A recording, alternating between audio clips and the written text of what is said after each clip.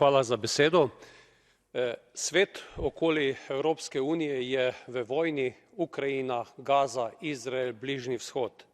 Evropska komisija, pa tudi velik del politične levice v Evropskem parlamentu zagovarja ideološke predloge Green Deala, ki so velikokrat brez posledic učinkov na prehransko varnost, kot je bila uredba o trajnostni rabi pesticidov v okviru strategije od vil do vilic.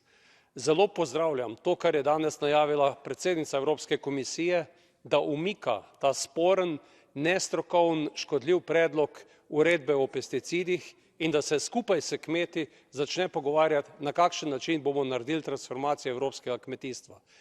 Evropski kmetje so brez uredbe o trajnostni rabi zmanjšali porabo pesticidov za 30%, zato sem se tudi sam lansko leto že marca pridružil slovenskim kmetom na protestu in takrat dejal, da ne smemo uničiti še prehranske varnosti, kot smo uničili energetsko varnost. Zato pozdravljam ta ukrep in dobro jutro tistim, ki ste sedaj videli, da smo šli predaleč in poleg kmetov na ulice spravili še velik del evropske javnosti.